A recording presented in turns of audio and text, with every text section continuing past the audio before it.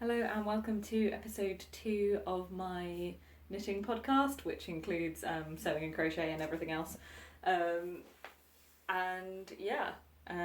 am in the middle of a whip busting challenge. So if you saw my previous video, which is like episode 1 and it should be in the playlist with this video, I went through all of the half-finished crafting projects I found on my living room floor. Showed them all on camera, so it's quite like a long sort of bulky bit of that, and said that I was not going to cast on any new knitting projects specifically until I'd got down from like the ridiculous quantity that I had that was overflowing the basket I wanted to keep them in, down to some more sensible number. So I have been trying for the past 2 weeks, and honestly slightly before I recorded that video, to get some of the knitting projects finished, and the other projects, like the crafting projects that just happened to be in that basket, to get them down. And I have done well. I even found yesterday, it's just absolute chaos, that I had a half-done craft project just on the coffee table. Like, it was just there and I just had forgotten about it. You get that blindness where you walk past stuff so many times. But that's done as well, because that was a gift for somebody, so that's all finished and given to them last night. So I'm going to be following the same format as I did previously, and this is the kind of standard podcast knitting video format. So it's going to be finished objects, works in progress, and acquisitions. For the works in progress, I'm just going to show things that I have worked on, but that have not yet become finished objects, as opposed to showing all of them each time. I had 21 that I was doing, and my goal is to get it down to 7 before I think about doing anything else.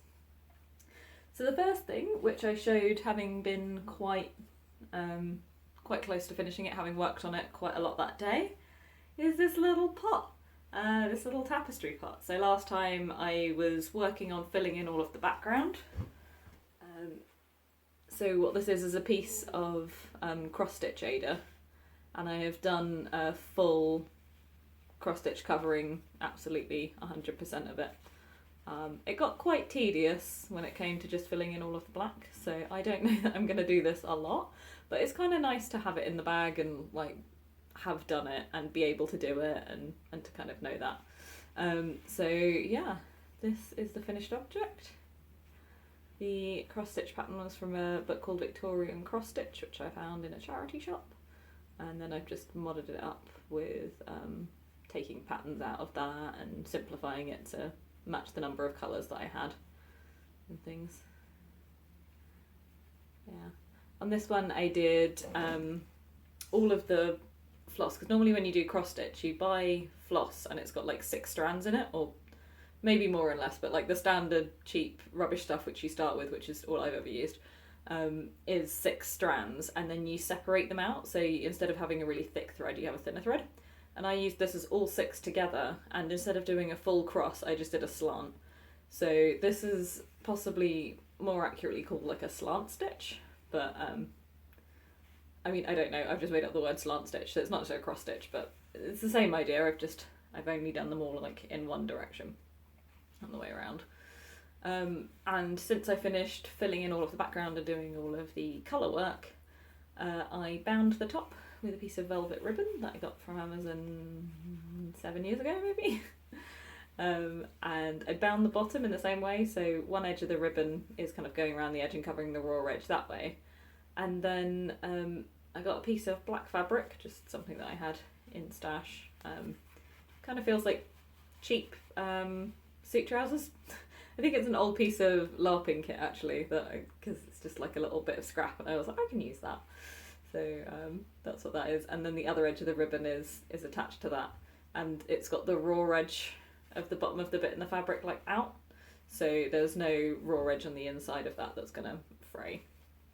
I was considering covering the inside of this as well, but as you can possibly see, I decided not to. Not just because I couldn't be bothered, because I figured it's probably not going to make it that much more work to do regardless, but because there's a thing, and if you've ever done any cross stitch where you got taught as a child or taught by an old lady or whatever, and they say, oh, the inside of your work should be as neat as the outside, And actually, it's a really neat job on the inside. It's not as neat as the outside, obviously. I don't think it ever... I think that's a thing that doesn't actually happen in reality. But like, if you see this, it's this flower. It kind of has a lot of the same... Like, the colours are right on the inside and the outside. And everything's caught really nicely. So I did a good job of like weaving the ends in at the back. So it's not all thready or messy or anything. And I'm actually quite proud of the way that that's come out, and I think it's quite nice to be able to kind of see the work, where the outside is kind of looking beautiful. The inside is that little bit more hidden. I don't know what I'm going to put in it. I've just put this on the mantelpiece. I'm sure I'll find a use for it at some point.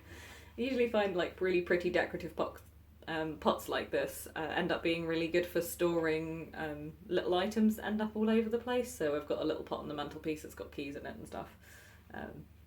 So yeah, maybe it'll end up with loose change in it or something else like that. Key rings, whatever. So yeah, that's the first item. Second item. Moth brooch, all hail the Mothman. So this is a bit of a inspiration from Closet Historian. She did a tutorial on how to make moth brooches with sequins, and I don't have a lot of sequins, but what I did have was some shiny sweetie wrappers. So I've cut these into little squares and I sewed them down, so I came up through one side and down through the other side. The back is this gold fabric which was on a bag, so it's kind of a little bit quilty. I appear to have covered the head in some like gold sort of spandex, lame fabric. I've got a safety pin on the back of it to make it into a brooch, and then I did her little antennae thing where you put some sequins like lined up on some little bit of wire, and this is just a paper clip that I've bent, so it's got these little bits. I don't know how well that's going to show up. Yeah, some of them are enjoying sliding down a bit more, but it kind of gives that look of a little fuzzy antenna.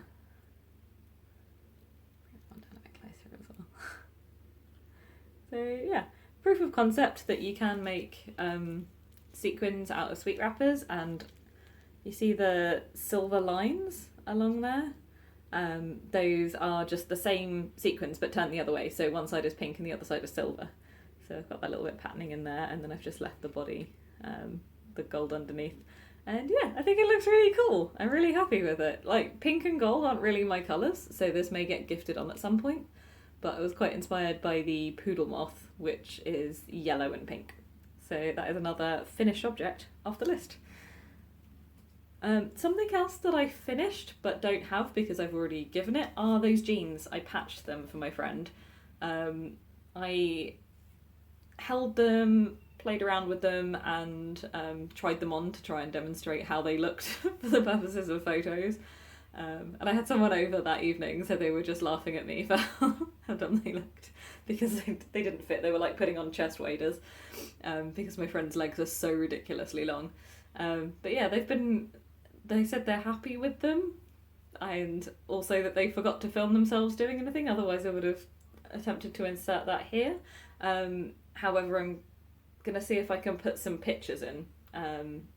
Yeah, I was a little bit worried about patching. It was like the inside like crotch bit, like the inner leg part, like down that bit. I put these patches on with some like curls and points. I wanted it to kind of look like devil horns, with like the curly horns, because that's something that they quite like wearing. But I think it kind of looked more like daggers, but also still that looked quite cool. So very good proof of concept. Might do it again, might continue developing it, might try some other shapes. But it worked really well, and I was really happy with it. The thing that I was quite nervous about was making sure I got the curves right, because I wasn't just putting in flat bits of fabric, or I wasn't just attaching two flat bits of fabric, and I was nervous that I was going to end up making it kind of too tight and it would pull or look weird or anything. But I think I managed that all okay by when I made the top piece of fabric. I think I've got something to demonstrate it. The top piece of fabric, instead of having it flat, I cut it like down that way, so following where the inner thigh seam was that runs down the inside leg. And then I folded it, and I was able to fold it more and less to create the kind of curve that it needed, and I think that was enough to make the curve of the trousers. I mean, we'll have to see how they wear, but it's finished. It's a proof of concept. Apparently that's where their jeans always go, so I might be able to even just do more pairs of their jeans. I have my own jeans, and that kind of is where they end up going as well, one of the places. So watch this space, wait for something else to rip, and continue with patching it. I finished my thread wrapped bag. This was one where I'd done the outside edge and I'd blocked it, and I wanted to make it a bag, and originally I was thinking I'd make it a pouch like that with a zip. But also this fabric really didn't want to be lined. Like, I didn't try. It's not like I couldn't have lined it, but it was just telling me I don't want to be lined. And then that's really awkward trying to put in a zip, because then the zip tape doesn't have anything to be on the back. I guess you could do a partial lining if you wanted to. But yeah, I picked it up, I was playing around with it, and it told me it wanted to be this way. Like, sometimes it sounds a bit unhinged when you say, like, the craft told me what it wanted to be, but it exists, it's a thing, I've had other people say it. So yeah. So it told me it wanted to be more like a glasses case shape. I've got a few bags that I use like this, and it's quite good for, you can put in like phone and keys and then like nothing else, so it can be quite good to have as a bag inside a bag if you've got kind of like your phone and your keys or your headphones, whatever that you want to have in a bigger bag but you don't want it to get lost. And I just did a little loop on these. It's just a single piece of thread, so there's every possibility that'll snap, but it should be then really easy to replace. And a button on the front, so open like a pouch, unlined. It's got this little strap on the top, so you can put stuff in it and then have it hanging off your wrist, or have it looped through on another bag, like with the handle going through it. So that is that thread wrapped bag, which is now waiting to be used. Hasn't been used yet. Something that has been used is the cardigan. Oh, it's so nice.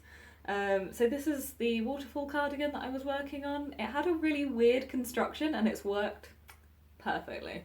So the back, so I cast it all on at the bottom. So it is the back piece and both fronts, and they're really wide. So that's the cast on edge at the bottom. And then I was working 2 rows of just like garter stitch to make a single bump. And then this wave pattern, which is a singular row and then basically short rows for 4 stitches to make a bump. And then I was alternating to create this kind of wavy ripple pattern.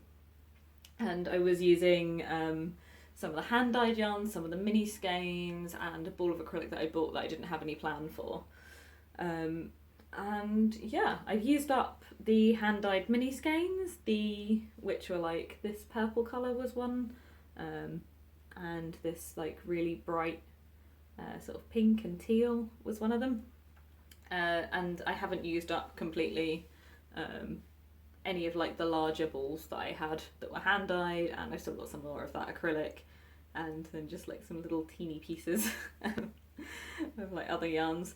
I did run out of jewel spun. That was the thing that was stopping me. It was like, at some point I'm going to run out of the purple jewel spun that I'm using as my garter stitch colour, my contrast, and I'm not going to know what to do, because I don't want to buy another thing of jewel spun if I only need like 20 metres of it or whatever. So I had a bit of a stash dive. I used Winter Glow, which is quite a nice yarn, and I ran out on the back and then had to just use that for one of the front panels. So I don't think it's particularly visible. I don't know how good the lighting is in here, you can see, but I think it changes here. But because it was a variegated purple anyway, it's got a little bit more fuchsia in it and a little bit less navy blue, but it still has blues in it, so it's a mixture of blues and purples. It's just got kind of a bright fuchsia in it that the jewel spun didn't have. Yeah, the construction is a bit weird. So the back is T-shaped. So the back piece, having cast on the front and at the bottom, I worked up to the armpits and then I've separated it. So the back piece is done as a T. So I cast on each sleeve and worked the entire length, like wrist to wrist, and did just the back. So 5 rows, which then covered, or like 5 ripples. So all of the rows that make up 5 ripples, because they're about an inch each, that make up like the back from here to here and the back of the arm. And then each of the front pieces, I did the same, so it went from wrist to the end of the piece, those same 5, and then I sewed a seam that went along the top of the shoulder, down the arm, and then along the underside of the arm, and I did that on both sides. And the fit is so good. So it's got a teeny little bit of negative ease, which means it conforms to the size of my arms. The colour that way runs all the way down the panel. I think the purple seam at the top looks nice without being like really bulky or obvious or anything like that. And yeah, so you've got the continued lines running all the way along. And the colour mix came out well. And the drape is good. I wanted it to be quite like light and sort of diaphanous, and it's got that really light drape. It's quite a lot of light you can see coming through it. And yeah, it's got quite a nice little sort of drape when it's worn. The only thing which is maybe a bit of a downside is the back is a bit short. I think if it had come down like that sort of length, that would have been ideal. I try over and over again to make a really good waterfall cardigan, and like every time I get better in one bit and then something else is like, that could still be improved.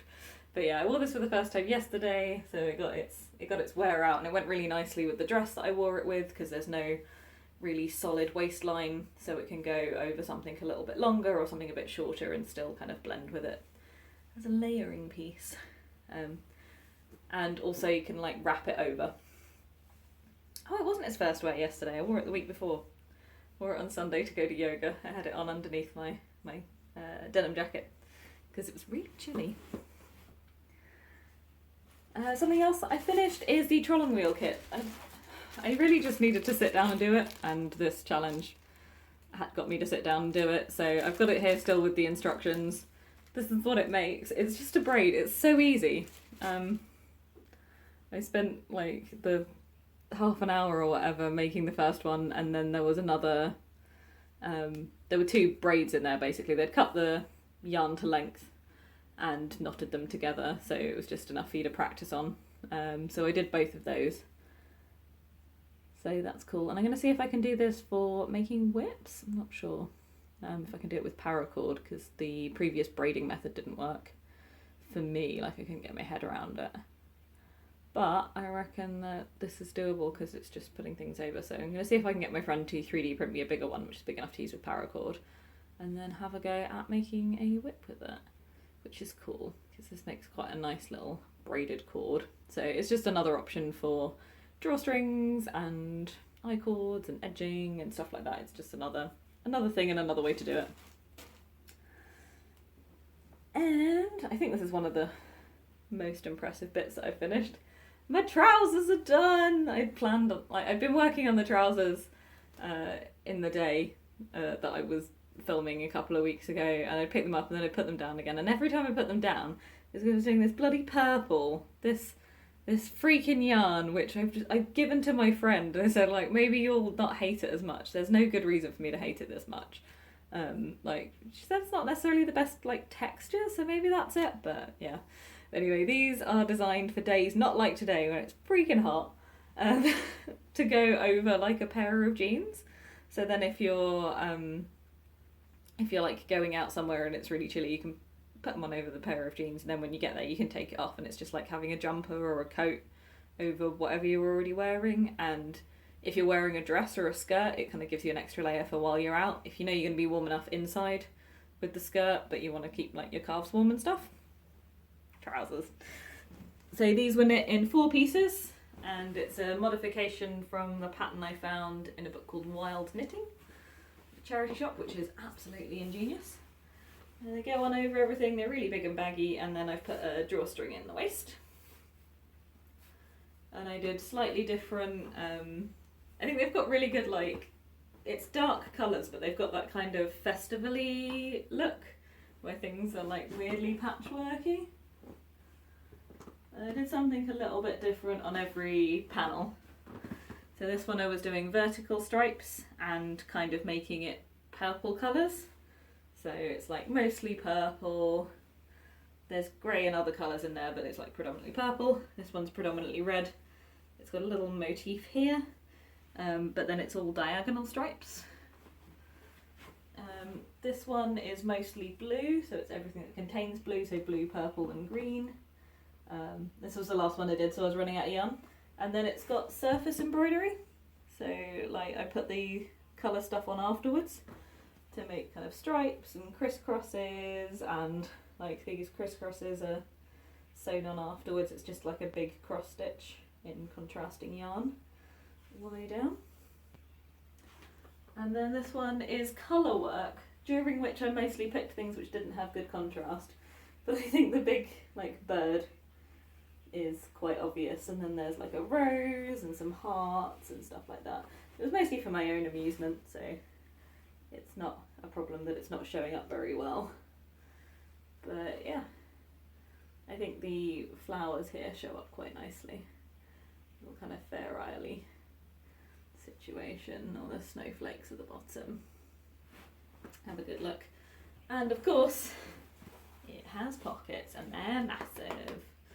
And as I want to do with pockets, they are an entertaining patterned fabric. I'll take them off. I've got the window open and it's still really warm.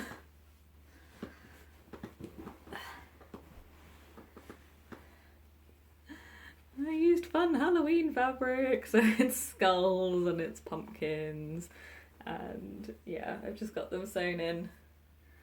All raw edges nice and captured. Pockets nice and big, and I can fit my phone in either one of them. It doesn't look bulky or anything, so I suspect that if I'm wearing these in the winter I'll be able to fit a hat in the pocket, so that'll be quite good, or scarf, maybe a little scarf, as well as things like my keys. If I'm wearing something like a skirt and that doesn't have its own pockets, or even if I'm wearing jeans and I just want easier access. So yes, trousers, glad they are done. They're going to be a really practical item. And there's something about like working for the future and like the hope that knitting things out of season gives you, because it's like, I know it's not cold now, but this is like a belief that it will be cold again, and like there's some sort of investment in the future that at some point in like 3 months or 6 months or whatever I'm going to be cold, and I'm going to put these on and I won't be cold anymore. So I think there's something really nice like around that with kind of knitting out of season, which is kind of hopeful. The next thing I've got, which is, I don't want to say it's a finished object because it's not finished, but fully I was not intending. Hello aeroplane. I live kind of near an airport, can you tell? I was fully not intending to frog anything, but these first snowfall socks that I loved so much, it just wasn't working for me. I think the combination colours of the yarn with this pattern just wasn't working. There were kind of too many charts. The chart on the underside of the foot wasn't quite right, so I'd sort of stopped doing that. The extra little snowflake placement wasn't where I'd initially thought it was when I saw it in the pattern, because it was the underside rather than the heel, which I thought was kind of cute, but yeah, it wasn't looking good. I wasn't enjoying it, and I can just not do that. So this is going to just go in the patterns drawer. It might be that I find a different yarn colour combo, or just it comes to me at a different time in my life and I want to knit these, but also it might not, and that's also okay, and maybe I can pass the pattern on if at any point I decide that I don't want them anymore. It is a paid pattern, but I figure my one physical copy, if I hand that to someone else, that's not necessarily beyond terms of service or anything, if I just give this to my friend or a friend. And so yeah, I've got the yarn is just going to go back into stash and wait for the correct project. I think it's a mismatch it's possibly a mismatch between me and the pattern, but it's definitely a mismatch between the yarn and the pattern and me, and now something may happen in the future. Okay, that's all the finished objects. I think when I counted out it was 8, possibly including the frogged one. So yeah, doing well. We're more than halfway through my whip busting challenge of turning 21 to 7, and the pile in the living room is smaller. So, works in progress time.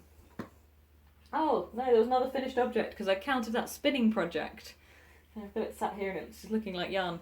I finished this. This was the pink yarn. I had it in a bag. It was just sat there with a spindle. I sat down with my eye spin and I just machine spun it. I'd done one of the plies already, so I just did the second ply and I plied it together. It needs a wash, but it's done. So that was another one off the list.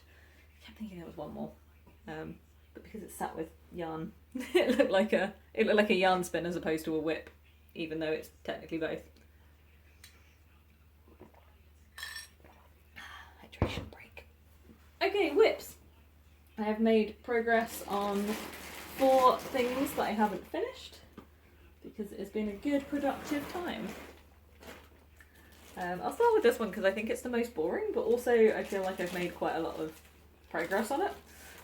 Especially yesterday, I went out to my partner's work thing, and I was like, I'm just gonna have this with me and I'll just start knitting. And we spent so much time sat just chatting to people or stood chatting to people, and I got like that much done on it. And then I went to my friend's house and I was just still working on it. And then we were trying to spin circus things on our feet because normal. So this one, I think, when I was... No, I wasn't. I was going to say when I was talking last week I'd done the back panel, but I hadn't. I finished this one on Friday. I think I was casting off when I was at my aunt's house. So this is the back piece. I'm making another waterfall cardigan, so quite similar to the purple wavy one, except this one's just grey Aran wool, and I'm doing it on 6mm needles so I can hopefully get the nice drape that I like with it. This is 80% acrylic, 20% wool, so I am hoping that it'll also like block out a little bit nicely.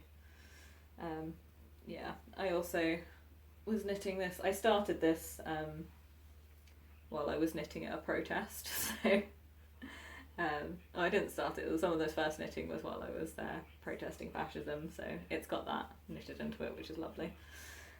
So the back piece is done. It's all plain apart from the garter stitch at the base, which is going to be like the hem edge. And then I've ended up with 2 sets of the same size needles, both working on this before. I think it's because I had some yarn bath, so I wound that up into a little ball, and that was the one that I'd taken out to the protest so it would fit in my pocket. So I've got the 2 front pieces that I'm just working on, so I'm just working these until they're the same length as this. And they're also the same width, so it does the complete side of the torso, and then that's how it drapes down. I made them too short in the past. It's a lovely cardigan I've got, but it's not right. So this has got the same garter stitch at the hem, and then one edge is plain, like in preparation for going into the seam at the side here. And then the edge that's going to be at the front, kind of wibbling down, I've done a garter stitch border. Oh, excuse me, of 2 stitches. So it's 2-stitch garter stitch border, which I'm hoping will help prevent roll. I'm thinking that when I've got it finished, I'm gonna possibly also crochet a little edge that goes like along the kind of front edge of the cardigan, round the neck and then down. So I think I might do like 1 row grey plain and then 1 row purple, maybe? Not sure, not 100% sold on that. I'll kind of see how it looks and feels when I put it together and see if it wants that little bit of extra kind of weight, bringing together, finishing, you know, that sort of thing. So that's one of the pieces, and the other side piece, which is the same but it's got the garter stitch on the other edge, is this one. So I think we're actually quite similar. Pretty similar places on both of them. So I've done kind of a bit more than half of both. God, you can do things in normal order, couldn't you? So I've got however much is left on that. None of the pieces want to lay flat when they're still on the needles and stuff. But I've got however much that is left to do on each of these, and then the sleeves, and then that'll be done. So that's just kind of chugging along. That's quite a good one to take out places, and I have caked some of the yarn, so I've got it smaller, and I've got a little dangly guy that goes on my wrist for yarn cakes. One of the bought ones and one that I made, because the bought ones don't sit flat on a table, so I've got that, and I can take that. I can use that with a cake if I want to take these out, because this is quite a take it out project, but it is also like a reading knitting project. It's just kind of something I don't have to think about at all. Other progress has happened on my alpaca skirt. Not yet the alpaca skirt, I'm still working on the wearable mock-up, is the way that I'm describing it. So I've got the front panel, which is cabled. I need to work it until it's 11 inches, so it is currently this many inches, which is, I don't know, 6 maybe? So maybe like halfway through that, and I've got the cable pattern, and I'm thinking that I'm pretty set in the cable pattern, so I'll finish knitting this bit and I'll write it down so I've got it for the alpaca. And I've been working on the back. I'd grabbed out 2 needles and got this one, which is metal, and then a plastic one, and I don't know why it always happens at Bestie's house, but like I was knitting upstairs while she was working, and I was just like sat there reading and knitting while she was doing her emails.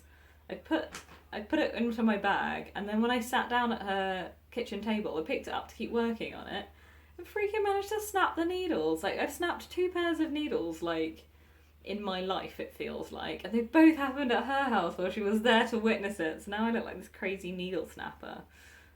This one was okay because it's metal, the other one was plastic, so I had a little bit of a dig around in my stash, and I've got another pair of straight metal needles so I can use them, but my gosh, how annoying. So yeah, I dug around for these this morning, so I'm okay, and I'll keep working on it. Again, it's quite a good like reading, casual knitting. I guess I could take it out, but I've got it, I'm going from the middle and the outside of the ball, so it's kind of more reading at home, unless I want to take out the whole bag, which I can do sometimes. It fits quite well into this size of tote bag. But yeah, so working on that, working on the front and back panel at the same time, because being sensible and working on one thing at a time clearly isn't in my bag. But yeah. And then 2 more things. So one of them is the entirely unhinged, I'm calling it the parquet floor jumper. Making good progress. I think weirdly the best way to show the progress is to show how small the ball of yarn's got, because I'm just knitting these little noodles from this variegated ball of yarn. It is now thin enough that I can no longer keep the ball band inside. There's not that much in there. So yeah, and I'm just doing the green and black parts, so I'm cutting out the pink and yellow.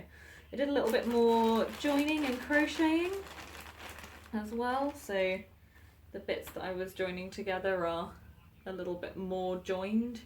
I think some of the seams where I'd only done one, I've done kind of the other bits, so making some progress on that. But I do kind of want to see where I am when I've got more of it sewn, when I've got more of it knitted up, and we'll just see what it looks like. I wanted to do like a full body jumper. I figured I won't have enough to do that by like miles, so then I was thinking maybe I could do a cropped jumper and still prioritise having long sleeves, and now I'm thinking maybe something cropped where I can still have like a high neck but then like sleeveless and just kind of going over the shoulders.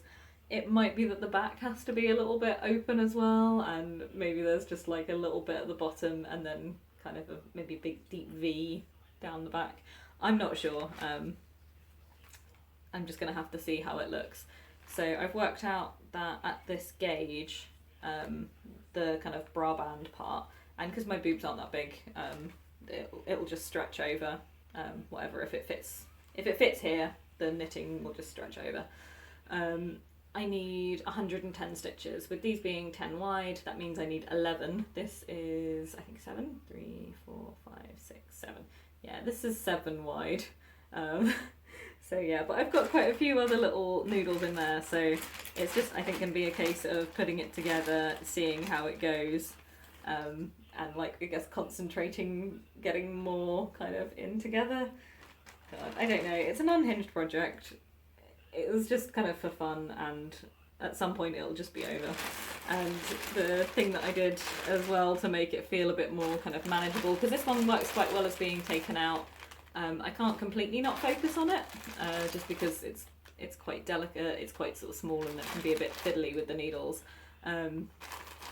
But yeah, I have taken out the yellow and pink, so I'm just kind of putting that across to that bag as I come to them, and that's kind of keeping this a bit smaller so I can take it out. And I've got a pair of scissors in there as well, so I can be snipping. And the other whip that I've been working on, I've done quite a lot of progress on this one today as well, is my Gansey style jumper. So I'm making this jumper. I've got the instructions from a pattern book for Ganseys, which I bought for my friend and then I've borrowed back. The same one that saw me snapping my knitting needles. And I have made good progress on this. So before, I think when I put it down and when it had stalled for a bit, I'd done one panel completely, because the front and back had done the same, and then up to about there on the second panel. And part of the reason it stalled was because I was fairly certain I wasn't going to have enough blue yarn to make it how I wanted, and I was trying to work out how to do the colour blocking, and I didn't want to think about that. Much as I didn't want to think on the purple cardigan about what purple I was going to use when I ran out of that. So I have finished the other panel, so the front and the back are the same.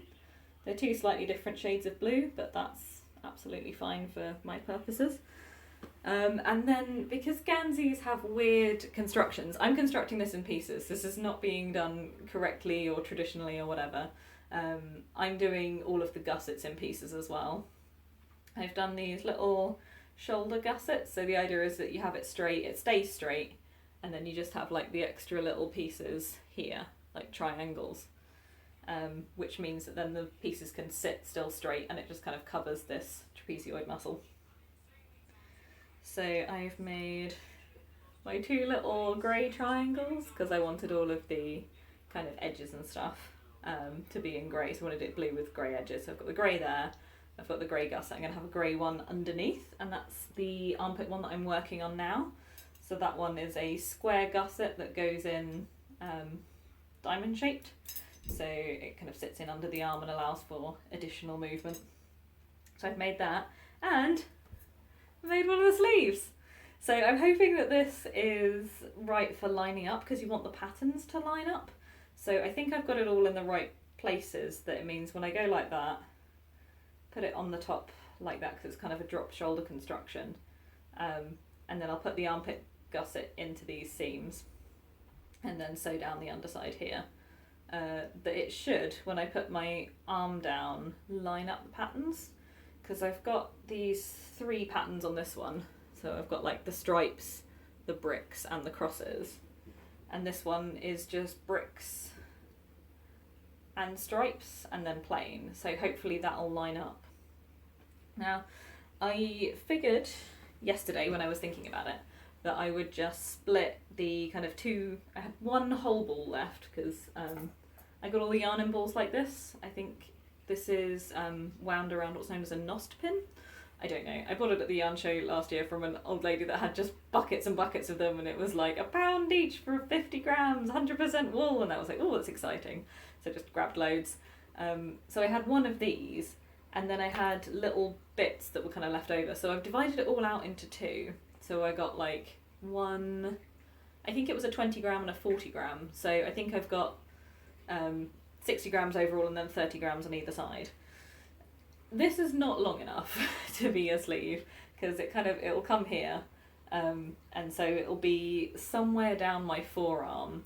I'm kind of hoping that it'll sit sort of here, so it'll be kind of long sleeve, but just kind of not quite long enough to kind of really sit on the wrist where I would make it to, but kind of a little bit back.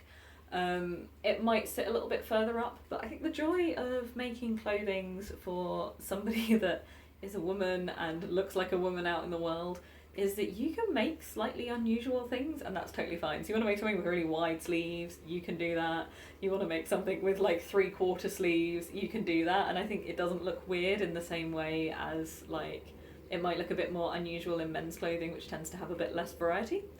So this might be more of a 3/4 sleeve, but it'll be somewhere down my forearm rather than like a short sleeve. So to be fair, I guess a short sleeve could look cool as well, but I probably would have used the other colours. So yeah, I kind of have enough blue that I can just do it navy blue, grey edges, and that'll be really lovely. And I know I've been working on this for at least a year, because I remember I was telling someone about it at an event I was doing last October at Halloween time. So it'd be nice to have it finished, and then maybe I can show her that I finished it before we go back and work that event again. So that's the other thing that I've been working on quite a lot today and over the past couple of days. So that's nice to have that in the nice bag with the fancy book. Okay, last category. Now a lot of the knitting podcasts, a lot of the knitting podcasts do acquisitions as their last category. And I'm calling it new yarn because I haven't bought any yarn. I haven't bought any yarn since about February, and that was the chunky yarn for those big knitted trousers, and which I've used a large proportion of, a couple of the balls completely, and some of them like down to about half. So that's been pretty decent stash busting there. But I have spun some yarn, so I'm going to show off my spins. So I had the grey bobbins that I had, I think I'd done a whole yarn before, and then I had the 2 bobbins left over, or a little bit left over, that I then needed to spin again because I think the bobbin had got full. So this is just what was left. I think I'd done the singles before, so I applied them together, and I've just got some fairly standard, sort of whatever thickness that is, it's sort of what I spin by default. Needs a wash yarn. And it's just what I had left. This is 100% Shetland Cross Hebridean from a sheep called Florence. Every year I'm getting fleeces from the same person that's got a small flock that's got 1 Shetland Cross Hebridean and 2 black Shetland sheeps. So, sheeps? 2 black Shetland sheeps and 1 Shetland Cross Hebridean. And when I went to go and pick up this year, there was also a big white fleece in there, and I was like, oh, you appear to have got another sheep. And she's like, yeah, I've taken one in where her sister had died, like the sheep's sister had died, and they didn't want to just have them by themselves in a field, so she'd come back to join the other one. So there's 4 sheep there. But yeah, this is one of those grey sheep. I haven't done anything with it to blend it or dye it or anything, so this is just grey sheep's wool, and I've got loads and loads and loads of it. And it's just really nice to spin up, and I'll use it for whatever project I use. And then we've been doing some quite fun fibre things. So my friend got a spinning wheel. I bought her a spinning wheel for her birthday, like a foot treadle one. And I was having some fun with that this week, and she, for my birthday, had bought me some of the World of Wool packs, and I got the Curious collection. So that was what I was working on Thursday when I was at her house. And this is indigo corn. I've kept I cut the label off the bag and stuck it to some paper so we can keep the yarn labelled. And gosh, indigo corn feels weird. It's got like it feels like when I tried to spin cotton wool, which worked effectively, but yeah, it's got a really like crunchy noise to it. It's like whatever the opposite of like slippery and springy is. It's definitely not going to have any stitch memory. It's really like, it is where it is. There's no like bounce and loft to it. So yeah, and this skein is really long because I wound it on her niddy noddy, which is just much longer than anything that I use, like such as my arm. So this is indigo corn, and while I was there I also did milk protein, which was from the same one. This is so shiny and like satiny, slippery soft. So it's going to be really, really smooth. Again, I wound it on her niddy noddy, so it's super long, The spin is fairly inconsistent looking at it, so we'll see how well it wet sets out. But yeah, and this is a slightly yellowy colour as well, so this has got the real vibe of like a fancy curtain tie back. Yeah, so this came with small small top, so like maybe like 2 meters or something of top, and I just ripped it in half, did it as 2 plies and plied it together, SZ spin standard sort of thing. She also she bought, I think it came with the spinning wheel. When I went and picked it up, because I bought it on Facebook Marketplace, it was a second-hand one. The owners of it said, oh, we found all of this other fibre as well, because it was from someone who unfortunately passed away. And she had like a whole big bag of different bits of fibre. So I think that's what this is. And it's some sort of really fancy, I think it might be the silk cashmere blend that had like written on there, so really smooth, and Bestie was having trouble spinning it, so I happened to have a spindle with me for some reason. I think maybe I was trying to do the pink wall while I was there, so I spun up some on my spindle, and I was like, yeah, this is kind of what you need to think about when you're like holding it in your hand, and this is some of the things that I'm struggling with, so that might be stuff to think about, and these are some other things that you can do to try it. So that was just a little sampler thing to see if it was spinnable, and also to see if there was any like advice that I could give on that. And then it is getting to Halloween next month. We've just gone into September today, so I am doing my advent calendar again. Last year I designed 13 different yarns, and then spun them, cut them all in half, and had half of them wrapped up for me and half of them wrapped up for Bestie, and then we opened them through October.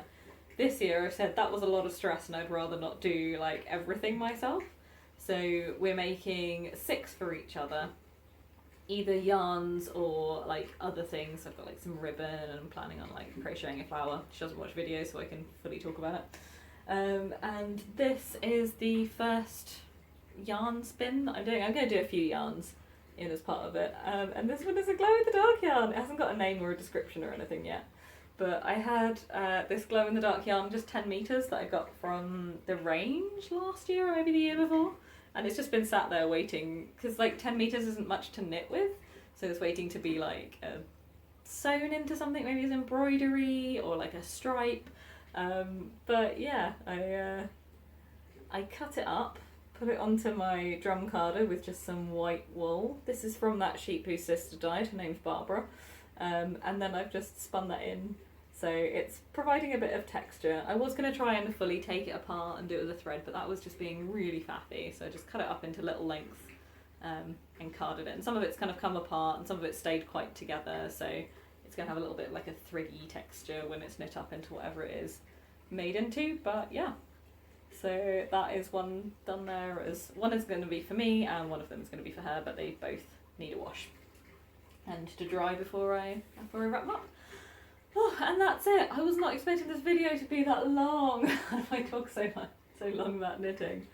Tune in the next couple of weeks to see if I've managed to retain my level of goodness. I'm very aware that the enthusiasm that you get for video, for like challenges and stuff like this, starts high and then like drops down, and also that it's quite easy to pick up the thing and it's like, oh, this is going to be the thing that takes, like the trousers that I was making for my friend, I sat down in an afternoon and did them like sort of 4 or 5 hours. The moth brooch I sat down and did in like an evening, like 2 or 3 hours of like work, and it was complete. So yeah, I'm very aware that those projects are now like dwindling down, and it's going to be, well, like everything's stalled for a reason. That was the big takeaway from the last one. So it's just getting over the little stall point of every project. But yeah, making good progress. Come back next time to see if I've continued to make good progress. I'm hoping that the Gansey style jumper will be done. The alpaca skirt, because it's a wearable mock-up and then it's also the alpaca one, I think that's going to run for quite a long time. I am feeling the itch a little bit to do the long socks that I was making, that I was trying to do to make like tights. And I have still been feeling the scared itch around making the sewn trousers, so making the modifications to the green ones that I've got from Bestie, who'd bought them and they were the wrong size, or they didn't suit her and she didn't want them, so she gave them to me, and I want to try and turn them into something that fits me and kind of work out how to do trousers, because I think that that would be good for me and my sewing and making skills. It's something that I want to have. So yeah, just remember, you can fit a lot of rubles in a dead rat if you really try. And yeah, I'll catch you later. I'll see you in 2 weeks.